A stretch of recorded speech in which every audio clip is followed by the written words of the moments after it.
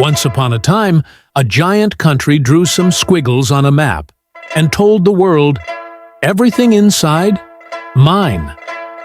No matter that other countries lived, fished, or fought there.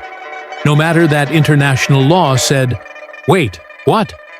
Welcome to the South China Sea, where coral becomes real estate, maps become weapons, and history is just something you revise with bulldozers.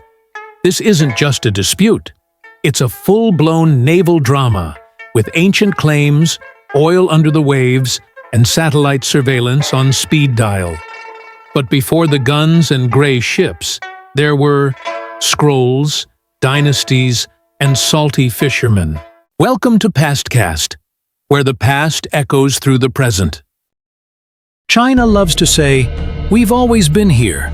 They point to the Ming Dynasty's great sailor Zheng He, who passed by the South China Sea in the 1400s. But here's the catch. He didn't conquer anything. He didn't build anything. He just waved. He was more Columbus than conqueror, a visitor, not a landlord. China also says its fishermen have visited these reefs for centuries, which is cute, until you realize Vietnamese, Malays, and Filipinos did too. Ancient presence not equal modern ownership. If it did, Italy would own half of Asia, thanks to Marco Polo.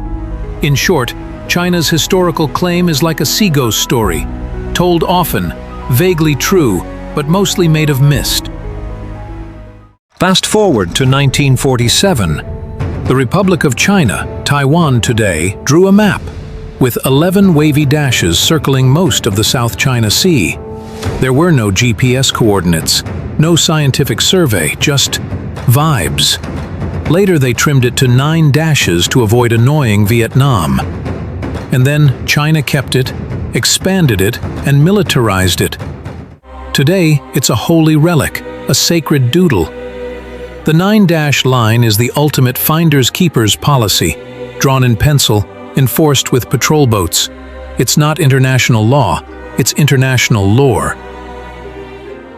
So, what's China actually thinking? First, we discovered it. But discovery isn't ownership, or Spain would still own Latin America. Second, we named it. So did everyone else. Names don't make nations. Some Chinese nationalists even argue, why is it called the South China Sea then, not the South Vietnam Sea? Which sounds convincing, until you realize the Indian Ocean doesn't belong to India, and the Gulf of Mexico isn't legally owned by tacos. Third, our fishermen were here first. Yes, and so were typhoons, turtles, and pirates. Then they say, Vietnam even admitted it was ours in 1958. And, well, they're not wrong. When China declared a 12 nautical mile territorial sea in 1958, Vietnam's Prime Minister Pham Van Dong sent a note agreeing. But context matters. Back then, North Vietnam desperately needed China's support in its civil war. So that letter? More survival than surrender. And finally, here's the map. Great. Now show us the receipts. In 2016, the Permanent Court of Arbitration ruled China's 9-dash line has no legal basis under UNCLOS. China replied with a shrug and an airstrip. But China's not the only contestant in this reef reality show. Let's meet the other claimants, each one armed with a story, a scroll, or a really long fishing pole. Vietnam. We ruled these islands before the French showed up. And when we kicked the French out, we took back the reefs too.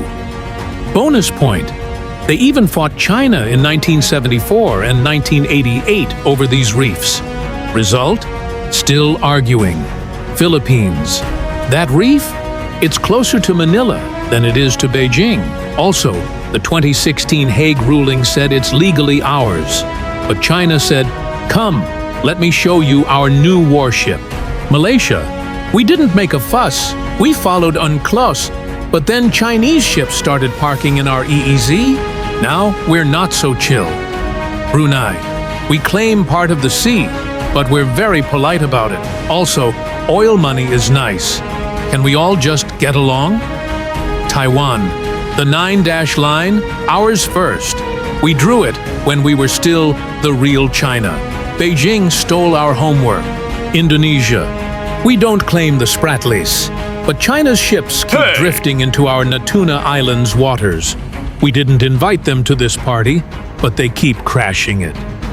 So yeah, it's a 7-country reef tug-of-war, where everyone has old maps, easies, and some very loud lawyers.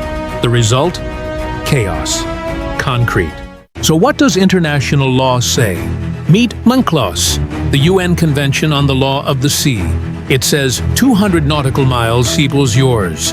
That's called an EZ. In 2016, the Permanent Court of Arbitration ruled in favor of the Philippines. China's 9-dash line? Total nonsense.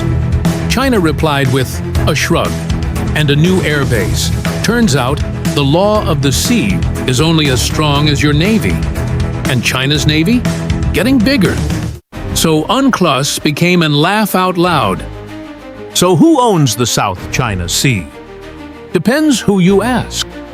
Depends who has the biggest boats. What started as a history lesson has become a contest of might. And while the world debates over rocks and reefs, the ocean keeps rising. Reefs will drown, fish will flee, and maps won't float. Thank you for watching PastCast, where the past echoes through today. If you enjoyed the satire, scrolls, and scandals, like, subscribe, and ring the bell before the next empire falls.